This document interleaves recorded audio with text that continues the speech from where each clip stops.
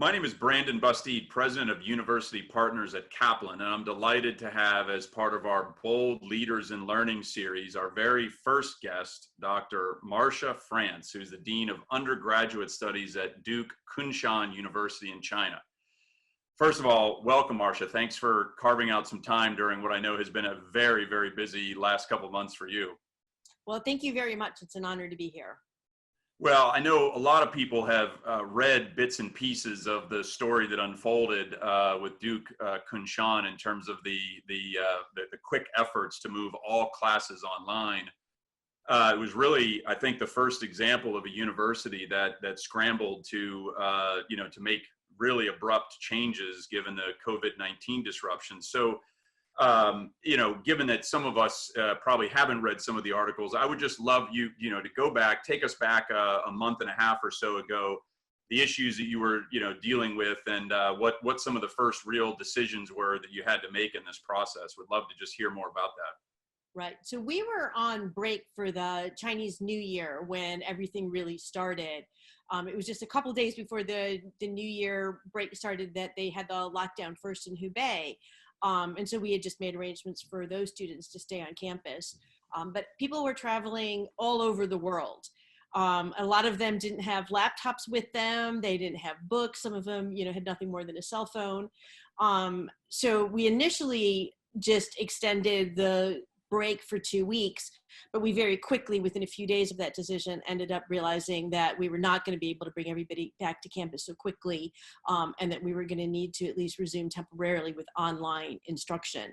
So one of the first things we had to really do is figure out how to get everybody home from the various locations they were in. And so one of the things that we did, which I think was really helpful for a lot of our students, is we did help subsidize their trips home. We really got as many people off campus as we could. And then those who were home, we really need, or excuse me, those who were still on campus, we really needed to make sure that we were protecting them. And so we did have a lockdown on campus. We brought just a few skeleton essential people onto campus, and condensed everybody into a smaller area. Beyond that, we really had to figure out how we were going to transfer to the online. And we had to deal with a lot of the technical issues that were going to be part of it. Again, with our students being in China and in many other countries all over the world too, very different levels of internet access for people in different places. Yep. Depending on where people are located, there is our websites that would normally be blocked. And so we usually rely on a VPN out of Duke that worked pretty well on campus, but not necessarily so well for people who are off campus. So we did undertake a big upgrade of that VPN so that people could access all of the tools that they needed to, regardless of where they were located. We ended up providing financial assistance for some students to improve internet speed, depending on where they were. We even had students in some countries where the electricity is unreliable, and that's something that there was really not much we could do. We mailed laptops to students in a couple of locations. We had to work out getting ebooks for a number of courses where students had hard copies that they didn't have with them. And then we had to really work on how were we going to make this transition to online. So Duke University was very generous in inviting those faculty who could get there to their campus in Durham so that we could take advantage really of, in addition to our own IT and Center for Teaching and Learning staff, we could also take advantage of theirs and their learning innovation staff. So we really mobilized everybody really quickly to get involved with getting started on getting everybody trained in online instruction, because almost none of our faculty had ever done any type of remote learning. Interesting. I was going to ask that, like, what percent had familiarity with it? And the answer is not many, it sounds like. Yeah, exactly. Not very many at all. Yeah. And so, one of the things that we decided fairly quickly was to limit to a small number of platforms. Rather than trying to, in the initial days, everybody's telling you about every different kind of platform that they have experience with. And, we wanted to just restrict it to a few that we felt we could really provide good support for. And we had to, set some policies on how things were going to work, provide guidance, keeping the keeping the communication open between everybody was really an important piece. And then on top of it, we were also dealing with the emotional toll that everybody's feeling, the sense of dislocation, having been just abruptly moved, moved to another location, leaving their stuff behind back at the university. So there were a lot of issues in there that go beyond just the thinking about how the instruction was going to work that we had to think about. Yeah, so I'll come back to some of the other logistics, but tell me more about how you help people cope with what you call the emotional disruptions, right? I mean, I'm thinking about some of the things that are being enabled in the U.S. now, like telehealth and certain things but like what were some of the things that were involved in that piece of it? Yeah, so we started pretty quickly with organizing our counseling services to provide remote counseling for students, both group and individual sessions, and really getting that information out to students. Our student affairs staff was really working on various types of, they came up with these videos, DK United, or DKU United, where they would ask prompt questions and students would sort of talk about maybe what they missed most about DKU or how they met their closest friends, things that just help maintain that connection to the university and to each other. A really important piece was having our faculty reach out to the students and just check in, see how they were doing, humanize the situation a little bit and not have it just be about classes, but also those connections. We did some surveys pretty quickly on student readiness for online learning, including both their technological access, but also questions about their mental health, their situation. Right. And, we did a lot of individual outreach to students depending on what their responses were to some of those surveys. Yeah.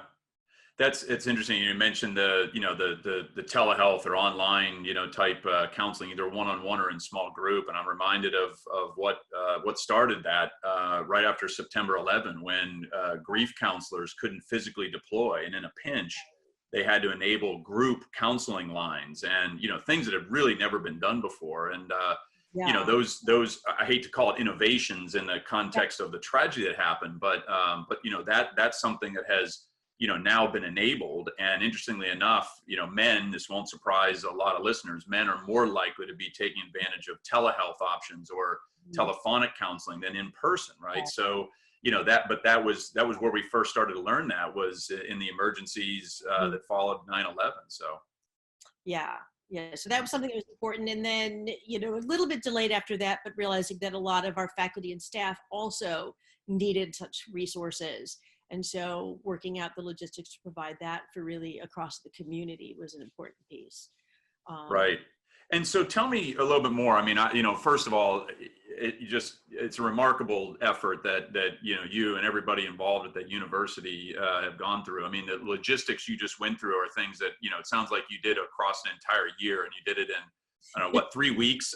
So I'm still marveling at that, but I guess where there's a will, there's a way. You guys figured it out.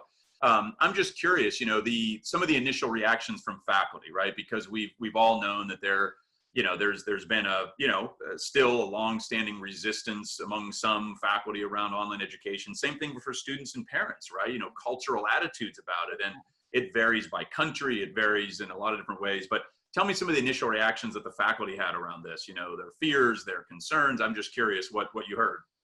Yeah, the faculty, I was really impressed. Our faculty just amazed me.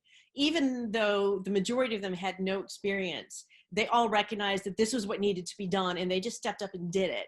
So, the participation in, we had webinars, we had different kinds of training sessions. We put together a Sakai site with a lot of how-tos. We had all kinds of resources that we tried to get out there to them fairly quickly, and they just stepped up and did it. And I have to admit, I was very impressed with the creativity. For example, you think, well, how do you do labs online?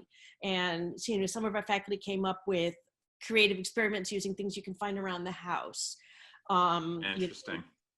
Or decided, I'm going to do something that's going to focus more on experimental design and challenge students to think about how, they would come up with an experiment to do something, or close reading and analysis of the literature.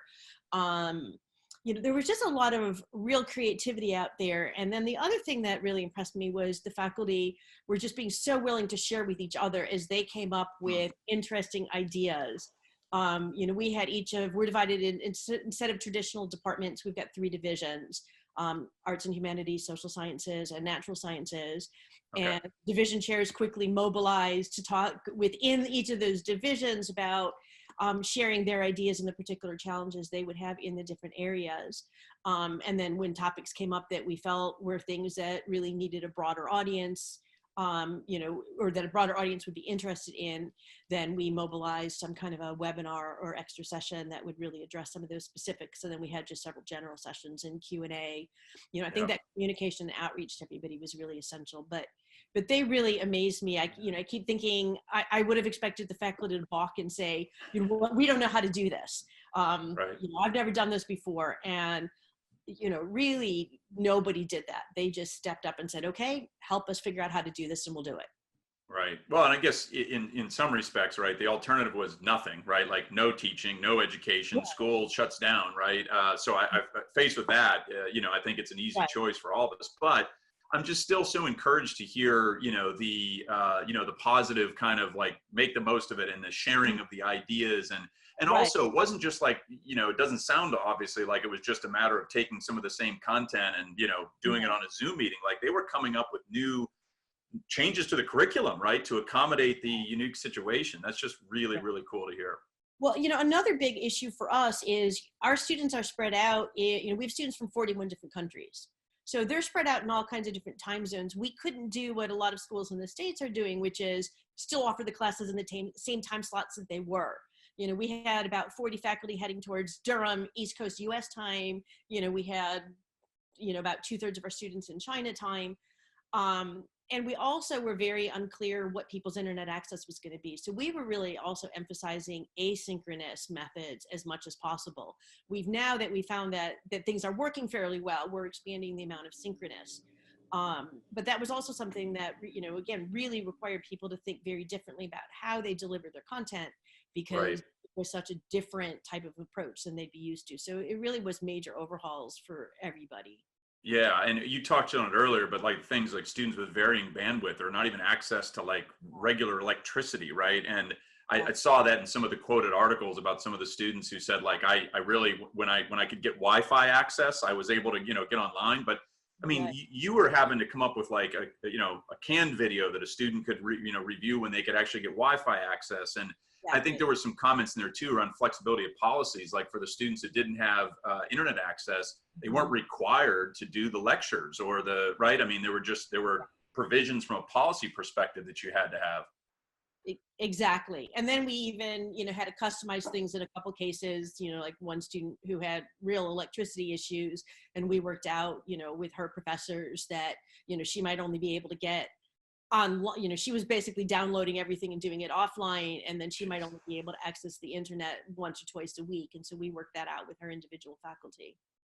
Yeah, I'm going through this on my own little personal example with my elementary school kids who are home, and online learning for the elementary school is sending us an email with 18 different worksheets to print out on our printer. So my printer has been going nonstop. I'm going to be out of printer paper, not toilet paper, right? And but in any event, they were just so unprepared for this, and now the parents are like, we're trying to figure out how to deal with this, but. I just thinking of all these logistics. And then of course, if we've got 2 kids trying to get on a computer, 2 adults trying to work on a computer, I mean, I think how many households don't have 1 computer, let alone 3 or 4. It's just, there are so many things that we're going to have to make accommodations for in this process. Exactly. And, the majority of our students don't have access to printers either. And so, we had to just assume that, they might be writing things on paper. The nice thing about cell phones now is they're scanning apps, and pretty much everybody has a cell phone. So, if you have to handwrite it, there's at least a good way to get it back onto the computer and back to the professor. But yeah. Well, so that's great little perspective on the faculty reaction. Tell me about, how the students have reacted to all this. What's their take on, doing online education in the fashion that they're doing it? How are they carrying on now? Yeah. So, initially the reaction was really quite mixed. There was a lot from both students and parents. Wait a minute, we didn't sign up for online instruction. Right. And, at this point, with much of the world going to online instruction, that may be a little bit easier to navigate for universities. You know, for us, we were one of the first who did that. And so there were a lot of people who were really questioning our decision and whether or not that was even necessary, and who were just very upset, quite frankly, about this not being the equivalent to, you know, what they had signed up for, what they were expecting to get. Right. And so we did have to do, I think, a lot of navigating and carefully trying to message and explain to people what we were doing, why we were doing it, that when we were talking about online or remote instruction, we weren't talking about, you know, a canned MOOC. We were talking about continuing the SEAM classes with the personal interactions they already had with their own faculty, but just in a different kind of format. And some of that messaging helped alleviate some of the concerns. But you know, we also had students who were struggling. You know, motivation is something that you have to think about, you know, especially after they'd had this extended break. You know, and remembering too that there were some students who were in complete lockdown and unable to leave where they were. There were other students who were pretty much enjoying an extended spring break because they were in countries that were relatively unaffected and they were traveling around and doing other things. You know, so there was definitely a lot of hesitation, resistance to the idea, a lot of people who were kind of upset. I think as we've rolled it out, you know, acceptance has really come in, and, you know, after the first week, you know, the initial feedback was, this was really, you know, much better than I was expecting it was going to be. That doesn't mean that, you know, there have been some kinks and some things that, you know, we can improve on. But in general, I think that the rollout was actually relatively smooth. People have gotten more used to how this works, how to approach things, you know, both on the faculty side and in terms of how they can help the students engage more and address some of those concerns, and the students for how they can also think about the things that were maybe harder for them and do better at that. Yeah. Yeah. And I guess I'm not surprised to hear there was a mixed, you know, reaction, you know, in terms of skepticism heading into this and, you know, whoa, what are we doing here? But it sounds like on whole, you know, once folks have, you know, kind of gotten through a couple of the initial kinks, you know, it seems to be, you know, everybody feels like they're, you know, they're in a learning mode where they're still getting value out of this precious thing called higher ed. Exactly. Yeah, that's interesting. Now, you know, you've probably been reading this. There's been lots of discussions, articles written, you know, debates around, hey, is this, you know, transition to, you know, everything online, right? What are the midterm and long-term ramifications of this? And, you know, I've heard folks make the case that, well, because it's all been done in great haste and it's not exactly the highest quality, that it's going to, you know, kind of take people's views of online education and, you know, put it towards a negative trend in terms of the quality and value. Interestingly enough, before this disruption, you know, the annual ratings of online education or online degrees have been going up year after year. That was research I was involved with at Gallup. So although it still wasn't on par with, you know, on campus or traditional classroom education, it has been on a steady rise in terms of people's views of the quality of it. So, you know, there's some who I've heard arguing it's going to now, you know, tank the views of the quality of online education. Others are saying, no, everybody's going to get a little bit more familiar with this. And even though it might not, you know, be all online, you know, from this point forward, people's, you know, perceptions of online are actually going to be on whole improved after all this. Based on, you know, your month and a half into this, which way do you think it's going to go? I'm optimistic that I think it will actually help in a lot of ways, that there will be a lot of positives that come out of this. You know, I'm not saying, I definitely don't think this is going to convince everybody that all education should be online. I think that it actually is a really good illustration of where the weaknesses of online are, of the value of those close personal interactions, the face-to-face, how much different it is doing things in this kind of a setting. But I think at the same time, people are going to see that online is maybe not as bad or deficient as they had expected it to be. That, you know, there is a reality here about where the benefits are. You know, I think, you know, for us in particular with those limits on synchronous, it really forced everybody to think a lot more about how do they deliver content. Student active pedagogies, you know, especially people who relied more on much more traditional lecturing have really had to come up with other ways of doing things. And so I think there's a lot of things that people are finding right now that actually this is working really well, or this is really good, or this is something that maybe I want to figure out how to incorporate it into a live setting, you know, in a different way. So I think that there's actually a lot of benefits that are going to come of this, even if it doesn't necessarily mean a lot of extra online teaching. I think there's still going to be a big change in attitude. I think it also, for something like DKU, where we've got this connection with Duke back in the United States, I think it's going to help us think a little more broadly about how might we connect the students from the different campuses. And I think that goes even more broadly. A lot of universities have connections with people or universities in other countries. And so thinking about how they can maybe do things more collaboratively together, I think is really valuable. Yeah, it's interesting. I mean, I think of the expression, necessity is the mother of all invention, right? And Exactly. I think that's going to be true in terms of what we do online and what we do online. I think the other interesting effect will be that it's just, as you've described it, it's a big creativity stimulus for all of us, for faculty, for students, for administrators, where some of the things that we're doing now to innovate around having to teach online are actually going to transfer back into traditional classroom education, right? So I think we're going to improve that at the same time that we improve online and the overall perceptions and, cultural norms around it as well. So I think I agree with you. I'm on the net positive side, even though there's going to be several things that are going to give people, heartache and along the way. Yeah, no, I definitely agree. And, it's interesting. One of my students that I was communicating with was commenting that he felt like this whole experience is going to make him better prepared for life after college, because he is developing some really interesting skills of working with people across time zones, having to take more self-responsibility for his own work. Even just the idea of like the academic integrity and sort of all that weighing, no one's going to be policing him in the same way. It's up to him to do it himself, and realizing that this is how a lot of the real world works. And, I thought that was a really interesting insight coming from one of the students too. Yeah, I agree. That's a great story. That's exactly the kind of stuff that I had kind of assumed that you were kind of gathering in the form of stories and experiences. And I'm curious. You've worked at really top tier liberal arts institutions for most of your career. Tell me about liberal arts and how the liberal arts has played into this. Right? I mean, some of the creativity in teaching. A student talking about, because we talk about the liberal arts as preparing people broadly for anything that comes at them, right? It's not a narrow, specific skill set training, right? So what has been the context of the liberal arts in all of this? I think one thing, if nothing else, our students are seeing how we're having to put together all of these skills from so many different areas of our lives in order to piece this together. We talk about using the liberal arts for solving big problems. We have a course right now or last semester that all of our students were required to take on global challenges, where we were really thinking about how students bring their different perspectives and backgrounds and experience from their own majors, their own cultures together to solve big problems. Well, this is exactly a real world example of what everybody on the planet is doing right now.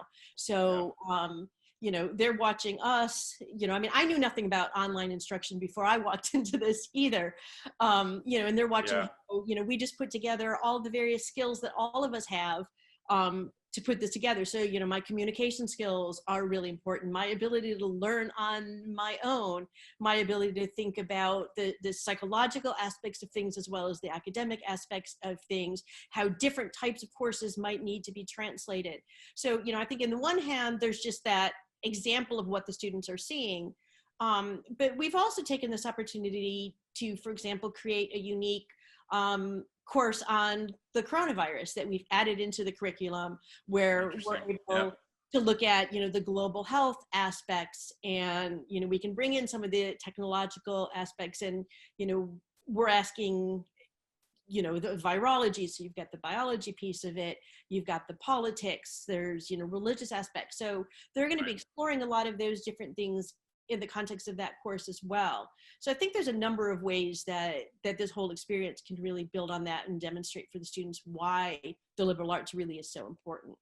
Yeah, well, I'm glad we talked about that, because I was thinking about that in the context of this, disruption and the opportunity in learning that, it is created if we look at it on the positive side of this. And so I love those comments. And I've been involved in conversations this week, in addition to all that, we're doing organizationally to make sure people are safe and healthy and transition remote work. I mean, not quite a university example, but similar in terms of what we work with. But you know, Right. we had conversations today about a university wants to take several thousand courses online in 2 weeks, and I mean, it's maybe possible, but like, you know, this was something that would have been unprecedented, right? No one would even consider that, you know, 6 weeks ago, let alone now. And now people are kind of like, it's possible. I think we can do this. And Yeah. so Yeah. here we are, the new world order. But I know we're at time, Marcia. I just, you know, huge kudos to the amazing example that you've sent for higher education across the world, for sharing some of the insights of that experience with us today, and